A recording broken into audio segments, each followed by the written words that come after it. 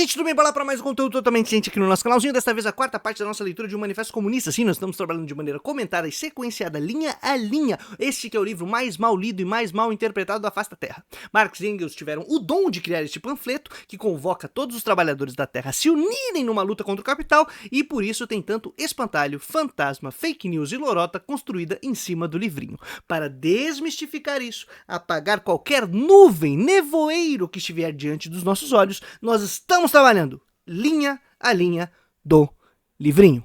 E assim nós vamos desmontar, com muito cuidado, um bando de lorota feita em cima do barbudo e seu amigo. Ou seu amigo e o barbudo, Marx e Engels. Beleza? Então vamos lá, minha gente. Se você gosta desse tipo de conteúdo que a gente desenvolve aqui no canal, não esquece de curtir esse vídeo, comentar pra engajar, espalhar a palavra por aí e seguir com a gente nessa leitura, porque ela acaba funcionando também como um grupo de estudo.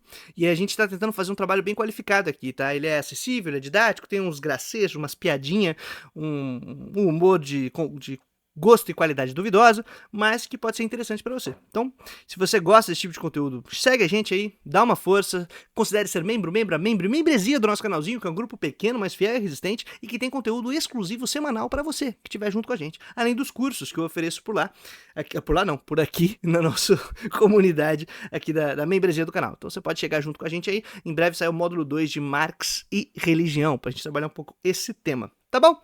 Espero que vocês curtam aí a nossa leitura. Nos vídeos anteriores, cuja playlist está aqui na descrição e você pode dar uma olhadinha lá e seguir a leitura de maneira sequenciada. Se não, continua por aqui, vai até o final e depois volta. Não vai te fazer falta, você vai até entender tudo o que está acontecendo. Nós fizemos um passo de acompanhar quase que um elogio muito poderoso que Marx faz à burguesia, de maneira muito crítica, irônica, mas ele elogia, sim, forças revolucionárias da burguesia, especialmente pela capacidade de desenvolver as tais das forças produtivas, fazer grandes revoluções no processo de produção. Então, nós temos novos instrumentos de trabalho que aumentam a nossa produtividade. Nós temos novas maneiras de planejar a produção para aumentar, de certa maneira, o que nós somos capazes de realizar enquanto sociedade. No trabalho combinado desta sociedade, é possível você ter maiores ganhos, uma melhor possibilidade de qualidade de vida, diminuir o esforço de trabalho da sociedade. Você não precisa estar todo mundo trabalhando, fazendo tudo ao mesmo tempo, tentando a subsistência e sendo super explorado. Dá para ser mais equânime e a gente pode ter uma sociedade mais planejada. Isso graças ao desenvolvimento das forças produtivas, que a burguesia deflagra. Qual é o problema? Essas forças produtivas se desenvolvem, mas não há uma transformação propriamente dita das relações de produção de maneira planejada e consciente, de maneira que nós tenhamos um certo cuidado com um ciclo econômico relativamente equilibrado e sustentável, em que nós não destruamos as condições de produção e reprodução desta sociedade e da própria vida no dia seguinte. Então, há contradições dessa sociedade dividida em classes, da forma de propriedade que existe nela, da maneira como que ela se coordena para permanecer, com a realidade material e efetiva da vida e da estruturação econômica da própria produção, que essas contradições fazem com que essa sociedade crie sua própria destruição. No limite, a gente hoje vê a destruição das próprias condições de vida. Não é esse o tema propriamente dito de Marx, muito menos aqui no manifesto. Contudo, a gente já consegue fazer essas pontes e a gente está fazendo nossa leitura comentada linha a linha, articulando esses temas e está sendo muito bacana. Nesse processo, a gente passou nos últimos vídeos falando também sobre a questão da colonização, na fase do capitalismo mercantil, quais foram as condições para que houvesse um acúmulo e uma concentração de capital, a transição do campo para a cidade, como essa sociedade urbana, citadina, civil, se constitui em torno da indústria, que se torna o centro dinâmico da economia, fazendo com que o campo se submeta à indústria. Então, se antes você tinha sociedades que construíam e organizavam a vida e a reprodução da vida por meio da produção agrícola, aquilo que é necessário para que a sociedade permaneça, o campo acabava sendo o grande centro econômico da produção efetiva, e a cidade, o poder político e tal. Com a indústria, o deslocamento da produção vai para as cidades, e as cidades se tornam um grande centro de decisão econômica, produtiva, que planeja a economia, exatamente pelas revoluções que Marx elogia no âmbito do desenvolvimento das forças produtivas. E a gente está, então, passando por esse passo, como isso ocorre do campo para a cidade, das periferias do mercado mundial para o centro do mercado mundial, de certos povos diante de outros, num controle, num domínio, na violência, na colonização, na concentração de poder, concentração de riqueza e como isso está articulado com um modo de organizar a vida, com um modo de organizar a produção que constitui propriamente o capitalismo em sua fase industrial, a sua fase recente, aquela na qual nós ainda vivemos e sobre a qual nós estamos sofrendo os efeitos, né? Então a gente tem aí essa dinâmica de Marx entender os elementos e os nexos fundamentais desse sistema historicamente e também como ele funciona, como ele se organiza para que ele permaneça sendo capitalismo, porque se perde certos elementos ele deixa de ser capitalismo e se torna outra coisa. Então cá estamos e seguiremos na nossa leitura. Tudo bem? A gente definiu também o que é burguesia, o que é proletariado, e eu vou partir do pressuposto de que a gente já tem aí essas definições bem dadas nos vídeos anteriores, cuja playlist está aqui na descrição. Então você pode acompanhar lá. Tudo bem? Sigamos! Vamos lá. A burguesia suprime cada vez mais a dispersão dos meios de produção, da propriedade e da população. Aglomerou as populações, centralizou os meios de produção e concentrou a propriedade em poucas mãos. Veja, algo importante a ser notado. Isso que aconteceu foi porque a burguesia tinha um grande plano maligno e ele é um sujeito do mal? Não. Marx está aqui utilizando já essa argumentação, colocando a burguesia como sujeito, pós ela ser dona dos meios de produção e, portanto, ser uma classe que decide sobre a coordenação da divisão social do trabalho. Ela decide os rumos dos produtos socialmente realizados, socialmente produzidos, dos investimentos que são direcionados de acordo com seus interesses do lucro, apesar de serem socialmente realizados, socialmente produzidos, ou seja, é uma produção social, mas que no fim ela é coordenada pelos interesses de indivíduos que são donos de meios de produção e decidem para onde vão os investimentos, decidem os rumos da produção, apesar dela ser social. E isso já é uma primeira contradição importante. Só que porque os caras são maus? Não, o que Marx estava demonstrando, e a gente acompanhou e chega aqui, e isso é importante destacar, que isso faz parte da lógica do sistema, ou seja, vai se constituindo sem ter necessariamente um agente lá tomando decisão. É próprio dos processos do desenvolvimento dessas forças produtivas, de como se dissolve a sociedade feudal, de como surge uma nova sociedade na Europa, uma sociedade urbana, com determinadas estruturas específicas. E efeito disso é você ter então a burguesia tomando essas decisões e essas decisões fazendo com que a dispersão dos meios de produção sejam suprimidas, ou seja, você cada vez mais vai ter menos meios de produção sendo circulados, ele vai ficar concentrado em determinados lugares, sob o domínio de determinadas classes. As populações vão ficar aglomeradas nas cidades. Os meios de produção estão centralizados em lugares específicos. Se a gente quiser utilizar hoje os termos, por exemplo, de que a fronteira da linha tecnológica está na mão de poucos grupos, certo? E esses grupos são aqueles que são capazes de ser donos dos meios de produção e decidirem sobre a coordenação da divisão social do trabalho. Então, todas essas relações estão se dando por causa da burguesia. E ela se torna, ou efeito desse processo, que aí faz com que a burguesia se torne esse grande agente. Se você gosta do termo em inglês, esse grande player. Por alguma razão aí, o pessoal gosta do inglês, parece que é técnico. Quando você fala player. Esse agente que toma as decisões, né? Faz parte desse processo e acaba ocupando esse cargo, ainda que não tenha consciência disso. Mas óbvio que tem, mas digamos que não tenha. Tá? Vamos pensar sistemicamente, como funciona a reprodução social do trabalho. Aglomerou, centralizou e concentrou a propriedade em poucas mãos. A consequência necessária dessas transformações foi a centralização política. Províncias independentes ligadas apenas por débeis laços federativos, possuindo interesses, leis, governos e tarifas aduaneiras diferentes. Foram reunidas em uma só nação, um só governo, uma só lei, um só interesse nacional de classe, uma só barreira alfandegária. No caso dos Estados Unidos hoje, bastante barreira alfandegária decidida por eles mesmos, afinal querem sair taxando todo mundo, porque perderam o controle. Mas tudo bem, calma aí, vamos devagar. A burguesia, e cada uma das burguesias nacionais, no caso, em seu domínio de classe de apenas um século, a época de Marx, já estamos seguindo 2 séculos e um pouquinho, criou forças produtivas mais numerosas e mais colossais do que todas as gerações passadas em seu conjunto. Isso é um elogio, tá? Produziu muito, gente. É riqueza pra caramba, Marx não nega. E o que não falta é ANCAP dizendo: olha, mas o capitalismo melhorou a nossa vida. Olha como a gente produz muito hoje no PIB global. Sim, animal, Marx já tinha percebido, mas o problema não é esse. O problema é como você planeja a economia, como você coordena essa produção, como essa produção é organizada para que ela seja relativamente equilibrada, sustentável e se desenvolva atendendo às necessidades de quem realmente produz e que na verdade é o ponto de partida de qualquer economia e também a conclusão à medida que se torna o consumidor dessa economia. Então, o ciclo econômico depende de determinado elemento que é fundamental, que não é a classe dominante que gere a coordenação da divisão social do trabalho. Não, é quem produz. Então, quem produz tem que participar desse processo para que ele seja racionalmente equilibrado, inclusive. Mas já vamos chegar lá.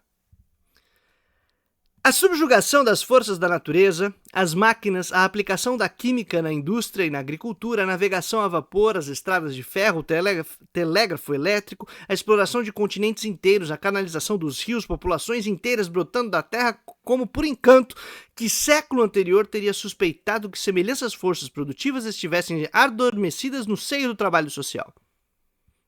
Pô, mano, olha que incrível, isso aqui é um grande elogio ao desenvolvimento econômico da burguesia.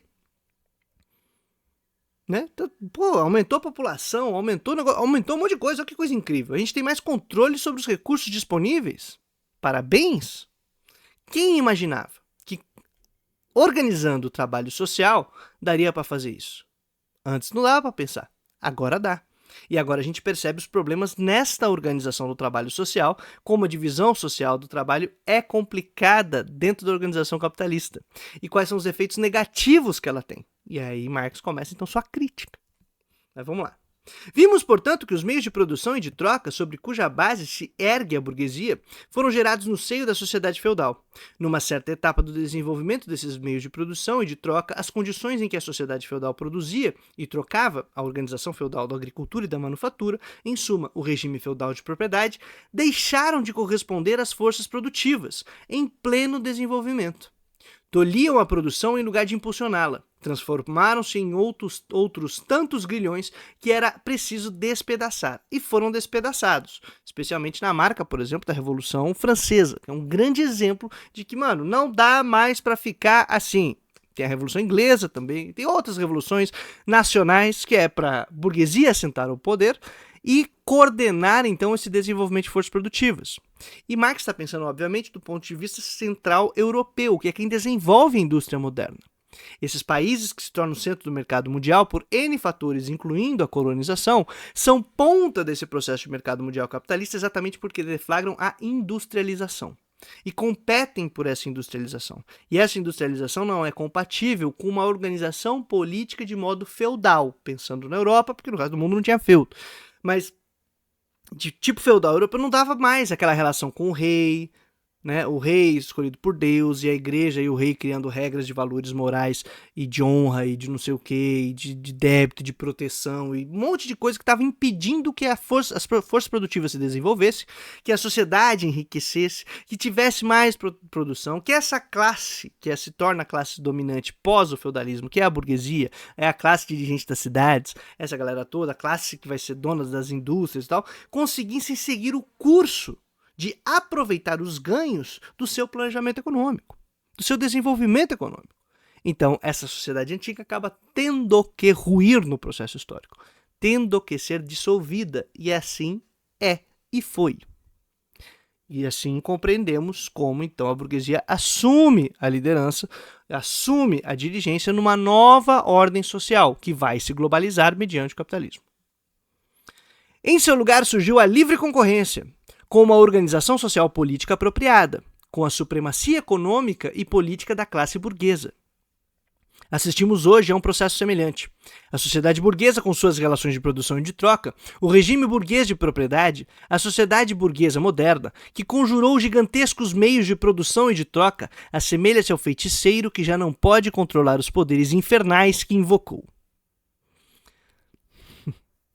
Quero destacar aqui algumas coisas. Sociedade burguesa tem adjetivo. Relações de produção e de troca, o regime burguês tem adjetivo de propriedade. Não é qualquer propriedade que Marx está criticando.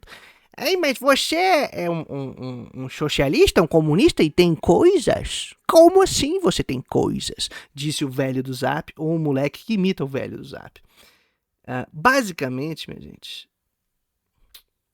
ter coisas, possuir coisas, não é a crítica de Marx ao raio do regime burguês de propriedade. A propriedade privada dos meios de produção sob a ordem burguesa. Entende? Marx está criticando um tipo de sociedade específico. Então a gente tem que entender isso para poder desenvolver a crítica. E a gente vai entender lendo o manifesto, tá? Tô só dando essa dica para você continuar nesses vídeos aqui, porque a gente vai avançar sobre esse tema. A propriedade vai ser discutida. Mas não tenha medo. O teu Uno Mille está protegido. O teu gato, que você é tutora de um gato, de uma gata na sua casa, eles estão protegidos. A sua casa, alugada, que nem é sua, talvez também esteja protegida. Então fique tranquilo. Então vamos lá. Essa burguesia parece que ela criou forças produtivas tão incríveis que ela mesma já perdeu o controle. E Marx está chamando a atenção disso. Por quê? Porque essas forças produtivas vão exigir que essa sociedade não permaneça como ela está. Essa é a aposta de Marx. Uma sociedade que vai criando contradições, que cria as condições de sua própria destruição. Vamos lá. Assemelha-se ao feiticeiro que já não pode controlar os poderes infernais que invocou. Há dezenas de anos, a história da indústria e do comércio não é senão a história da revolta das forças produtivas modernas contra as modernas relações de produção. E aqui Marx está opondo relações de produção com forças produtivas. Uma coisa é um instrumento, o meio de produção, a força produtiva que nós temos para desenvolver produtos, aumentar a produtividade. Outra coisa são as relações de produção que decidem sobre o uso deste meio de produção. Uma coisa é um instrumento, outra é a forma social, o tipo de relação que a gente vai estabelecer com esse instrumento e para qual finalidade ele vai ser utilizado. Nós vamos utilizar uma indústria, o aumento de produtividade para gerar lucro e aumentar capital ou para atender às necessidades das pessoas? É distinto o objetivo. Nós vamos utilizar essas forças produtivas que são tão poderosas para aumentar a exploração do trabalho ou para diminuir o esforço humano em seu trabalho? Para que a gente possa trabalhar menos e desfrutar mais da vida.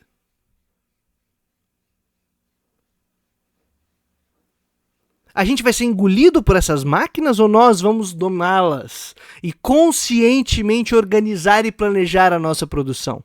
Portanto, alterar as relações de produção. É isso que está em jogo.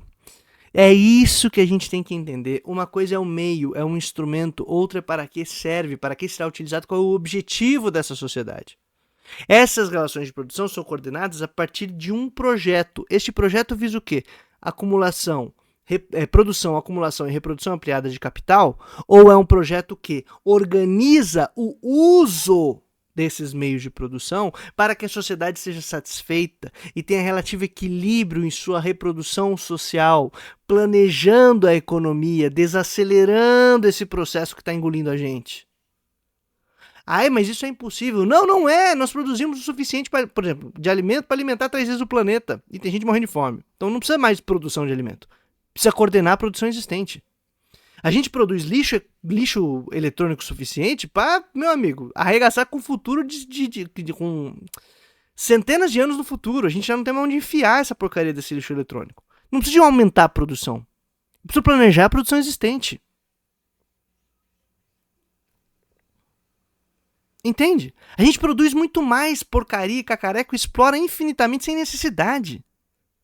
Porque não está planejando a economia. Está deixando que ela seja decidida pela produção, acúmulo e reprodução ampliada de capital e não de atendimento da sociedade. Não é uma sociedade que se planeja, é uma sociedade que se destrói. Porque ela não é coordenada para permanecer. Ela é coordenada para atender as necessidades, aliás, atender os interesses individuais de uma classe dirigente que visa o lucro e que coordena toda a sociedade por ser dona dos meios de produção, por decidir sobre esses investimentos, para onde a gente vai. O nosso futuro está sendo determinado por um playboy babaca como Elon Musk. Eu estou usando ele como exemplo, escrachado, mas é um babaca que toma decisão sobre o nosso futuro. Economicamente. Porque ele decide onde ele vai enfiar bilhões e bilhões de dólares de trabalho socialmente realizado. E aí se ele vai querer explorar ainda mais lítio, ainda mais petróleo, ainda mais não sei o que, e arregaçando com a nossa vida, se ele segue nesse ritmo e não tá nem aí, é por interesse dele e não pelo planejamento social que pretende ter algum futuro. Entende? Meu Deus do céu, não é possível que uma pessoa pense e fale, não, mas isso é racional, isso é razoável. É razoável que um playboy decida sobre a vida de todo mundo. Que ele decida que os investimentos saiam de A para B simplesmente por ser herdeiro. Faz todo sentido. Não, não faz. Entende? Não faz. É burrice. Então a gente precisa de um planejamento econômico. Precisa coordenar socialmente o processo produtivo e o desenvolvimento dessa sociedade. A gente já produz pra caramba. O lance agora é como a gente vai coordenar isso. Basta mencionar as crises comerciais repetindo-se periodicamente. Ameaçam cada vez mais a existência da sociedade burguesa. Cada crise destrói regularmente não só uma grande massa de produtos fabricados, nossa, quem diria, mas também uma grande parte das próprias forças produtivas já criadas. E é verdade, cada crise arregaça com o próprio desenvolvimento das forças produtivas. Mas tudo bem, depois, no momento adequado, nós vamos esticar esse tema. Uma epidemia que em qualquer outra época teria parecido um paradoxo, desaba sobre a sociedade, a epidemia da superprodução. A sociedade vê-se subitamente reconduzida a um estado de barbárie momentânea, como se a fome ou uma guerra de extermínio houvessem lhe acordado todos os meios de subsistência. O comércio e a indústria parecem aniquilados. E por quê? Porque a sociedade possui civilização em excesso, meios de subsistência em excesso, indústria em excesso, comércio em excesso. As forças produtivas de que dispõe não mais favorecem o desenvolvimento das relações burguesas de propriedade, pelo contrário, tornam-se poderosas demais para estas condições, passam a ser tolhidas por elas. E assim que se libertam desses entraves, lançam na desordem a sociedade inteira e ameaçam a existência da própria da propriedade burguesa. Veja, se vocês prestarem atenção nessa leitura, e o que a gente estava comentando há um segundo atrás, vocês entenderam o problema. A gente tem em excesso. E aí o excesso destrói as próprias condições de manutenção dessa ordem burguesa. Ela produz a mais. E esse a mais cria crises. Crises porque o modo de coordenar a sociedade capitalista, ela exige que a superprodução escoe, que ela vá para algum lugar. Mas, ao mesmo tempo, ela superexplora o trabalhador e impede que ele seja o consumidor que vai dar conta desse excesso de produção. Só que esse excesso também não vai ser consumido de maneira adequada e de maneira produtiva. Porque não está sendo planejada nem a produção e nem o consumo. Então você já vai ter uma crise nessa dinâmica. Ela é potencialmente crítica, está em uma crise potencial constantemente. E a cada X tempo isso acontece. E Marx já tinha visto isso no século XIX. Nós estamos vendo isso agora, neste exato momento que nós estamos lendo esse texto. Olhe para o mundo, pelo amor de Deus. E no caso, nós atingimos o limite de que não é que está em crise agora só a sociedade burguesa, está em crise o planeta, porque a gente destrói mais do que o necessário para o consumo, mais do que o necessário para a gente poder manter um relativo equilíbrio com a vida. Então a gente conseguiu ultrapassar até o limite da própria sociedade. Não é nem só a burguesia e o capitalismo que está ameaçado. A vida está ameaçada por causa do capitalismo. Hoje o dilema que nós temos que enfrentar é vida ou capital. Simples assim. Nós vamos planejar a economia para ter capital ou para ter vida? Porque se for para ter vida, não dá para ser de acordo com o capital. Simples assim. Então a gente precisa de planejamento econômico. E dentro da sociedade moderna só existe um projeto alternativo que tem história, estofo e relativa compreensão de como funcionam os nexos fundamentais desse sistema para alterá-lo. E eu não vou dizer o nome nesse momento, enquanto nós lemos o Manifesto Comunista. Tudo bem? Vamos lá.